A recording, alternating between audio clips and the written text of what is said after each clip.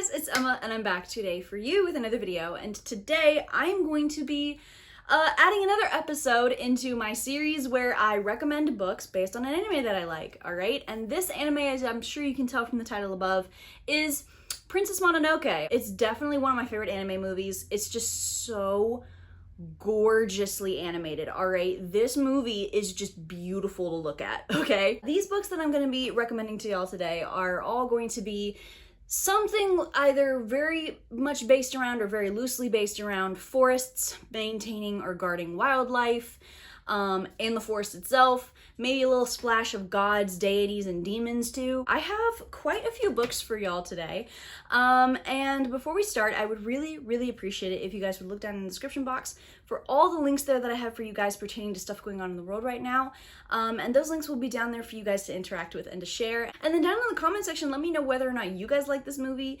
what y'all like about this movie, what y'all would have recommended. The works, right? So with that being said, let's just get right on into it. So the first book that I want to recommend to fans of Princess Mononoke is The Last Unicorn by Peter S. Beagle. This is about, obviously, the last unicorn in the world, and she figures out that she is the last, and so she leaves the comfort of her forest in order to go and find out what happened to the others. I want to recommend this to fans of Princess Mononoke because it's all about this unicorn who is leaving the comforts of her forest, aka her home, to go out and find out what's going on, or just she goes out into civilization, which personally reminds me a lot of Ashitaka and the Amishi people. You know, Ashitaka leaves his village, aka his home, in order to go out into the rest of the world. I also want to recommend this because the unicorns obviously protect their forests or their homes, wherever they live, they protect them.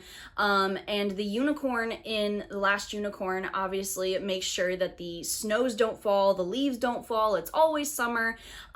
She protects the game animals from the hunters. And this, I feel, is a perfect parallel to Princess Mononoke, okay, because they talk about these great forests, these huge forests with huge trees, and they're so old, and they're protected by their inhabitants, aka these gigantic supernatural beasts, right? I think that The Last Unicorn book is amazing. I love the movie.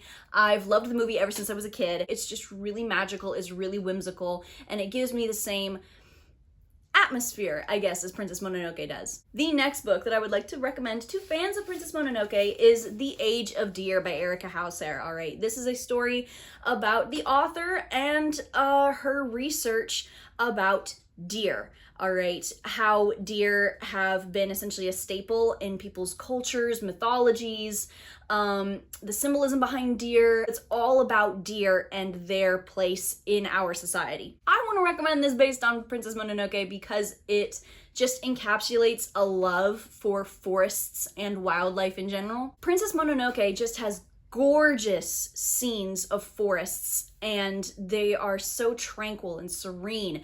And this book has a really big recurring theme of deer being a symbol of those two things, of the tranquility and serenity of the forest, and just being a symbol for the forest in particular and the environment in general, you know what I mean? Because, for example, when you think of a deer, where do you think of it in? A forest, right? This might be a little bit nitpicky, I don't care. Yakul in Princess Mononoke, Ashitaka's red elk, alright? Yes, Yakul is an elk, alright? Not a deer, but I feel like it's similar enough. They do talk about elk and reindeer and caribou, and there's just so much more to deer, in my opinion, than what modernity gives to them, if that makes any lick of sense. But no, I found this book so interesting, especially considering that I live in an area where there is a shit ton of deer just all the time. So I think if you're like me and you really enjoy looking into the history of something that is so commonplace like deer, all right, because I feel like, you know, at least for me, before I read this book, I didn't necessarily think of deer as having such an everlasting place in our history as humans, but they really do. And this book was just so fascinating to read. The next book that I want to recommend to people who like Princess Mononoke is The Only Good Indians by Stephen Graham Jones. This is about 4 friends who are being haunted by this antagonistic figure that has essentially come to seek revenge on them for something that they did in the past. I really want to recommend this book because Princess Mononoke talks about human greed and the effect that human greed specifically has on nature. You know, the idea of, oh yeah, no, I really want this mineral in the ground, so I destroy everything that's on top, get what I need, and just go. You know what I mean? And leaving carnage behind, essentially.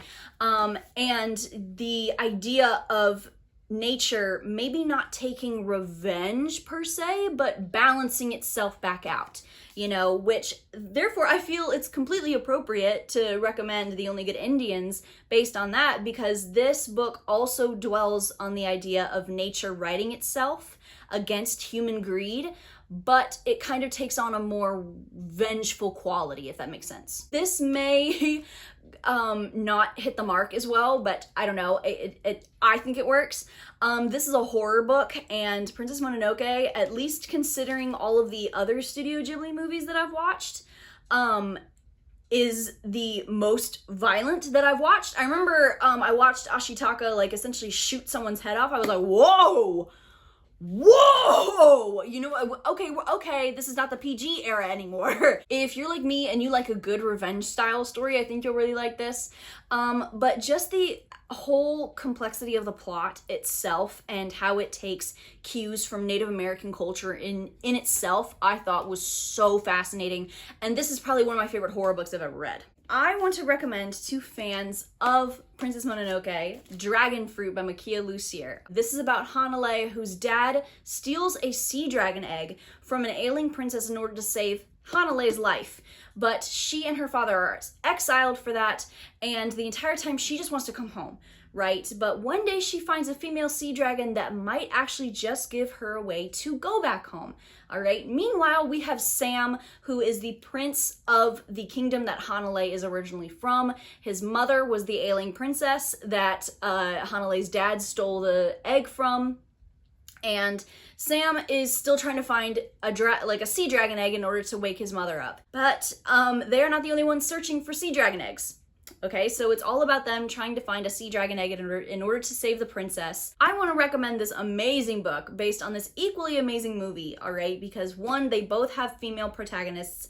Two, they both have fantastical elements and creatures. And a third reason is because humans in this book obviously, you know, want sea dragon eggs for a specific reason. Sea dragon eggs essentially can undo a great big sorrow in your life. And the way to undo this sorrow due to the dragon egg is obviously very supernatural, which goes into the Princess Mononoke, because the hunters are trying to kill the forest spirit for its head, which in itself would give whoever used the head immortality, which in itself is also supernatural. There's also such a strong message, I personally felt, of anti-poaching and conservation. And the last big reason why I really want to recommend this book based on Princess Mononoke is because there is such a huge emphasis on the balance between humans and animals, specifically a balance between using flora and fauna for necessities versus using flora and fauna for greed. And I feel like both the movie and this book really hit home on that. All right, I love this book. Okay, Dragonfruit I think is one of the best books I've read all year. All right, it's so good. It's a fantasy standalone, under 400 pages. Okay, which is a rarity to find, all right, especially a good one. This is art, Mr. White. The lore and the magic system and the creatures, and just this book is so good. I can't gush about this book enough. To fans of Princess Mononoke, I recommend to y'all Empire of Wild by Cherie Dimaline, all right? This is about Joan, whose husband has been missing for at least a year, all right? She can't find him. She doesn't know where he is until she does, in fact, find him in a revival-style tent in a Walmart parking lot, except he didn't remember who he is, let alone who she is, and he's going by a completely different name. And so Joan recruits the help of her nephew and an elder from her community in order to get her husband back. The reason why I recommend this to fans of Princess Mononoke is because of the heightened talks of conservation in here, all right? Just like in the movie, but particularly from this book through pipelines and deforestation, common problems that indigenous people are having to face. And branching off of that, the idea of industrialization and the subsequent expulsion of native peoples in order to get what's underneath their land. which we get a hint of that from the Amishi in Princess Mononoke. Also, I feel like it's such a big thing in Princess Mononoke, all right, the supernatural wolves. There's a supernatural wolfish thing going on in this book. Not to spoil the whole thing. And another reason why I want to recommend this is because the male love interest, Victor, Joan's husband, has a supernatural situation or affliction that's, you know, causing the story to go on. And, you know, in Princess Mononoke, Ashitaka has that curse on his arm from the boar god turned demon. I love Empire of Wild, all right? It's one of my favorite books to recommend. I think it fits so well for so many different situations, all right? This is one of my favorite werewolf books of all time. Just, oh, the way this story unfolds is so good. Joan and Victor are, I live vicariously through Joan and Victor every damn day. Lastly, a book that I really think Princess Mononoke fans would wholeheartedly enjoy is Slooh Foot by Gerald Brom. All right, this is about Abatha, who lives in a really strict, pious Puritan community, and she is very recently widowed, and she has to make a payment or else she's gonna lose her farm. She doesn't want to do that, obviously, and so she turns to the local forest horned god for help. I wholeheartedly recommend Slooh Foot based on Princess Mononoke because, again, with the idea of human expansion versus nature, we've got that really cool splash of gods and deities, you know, because Princess Mononoke had the Kodama and the forest spirit. Slooh Foot has Slewfoot, the horned god, and the wild folk. I also want to recommend this based on the two female main characters in both the book and the movie, all right? Slewfoot, we have Abatha, who is a spurned woman who lives in the woods, and because she is an outsider of her really pious Puritan community, she practices witchcraft, right? Whereas we have San, who is also a spurned woman who lives in the woods and is a quote-unquote victim of witchcraft, you know what I mean? Just a really atmospheric book for a really atmospheric movie. Okay, Slewfoot, it just draws you in with its really oppressive tone and its really vivid magic, and it's creepy.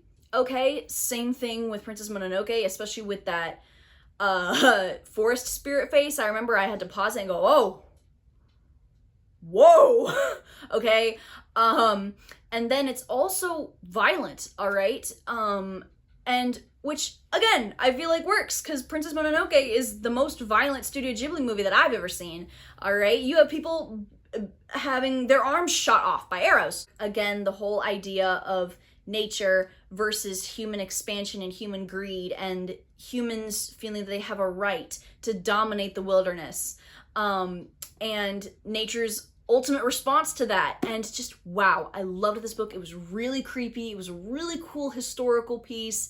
And yeah, I think that if you are looking for a new horror author to try, definitely give Gerald Brom a try. So you guys, those were all the books that I want to recommend to fans of Princess Mononoke. I hope that you've enjoyed. I hope that you guys will take some of these recommendations. I think they all work. Let me know whether or not y'all think they work. Princess Mononoke is one of the most gorgeous movies that I've ever watched. And not only with that, but I wanted to try and, you know, connect as many different books as I could. And I don't know, I think I did a pretty decent job, okay? So, you guys, with that being said, I hope that you've enjoyed. I hope that you guys will continue to look out for more stuff on my channel. I hope that you guys are staying safe. And lastly, I hope that you guys have a good rest of your day. Goodbye!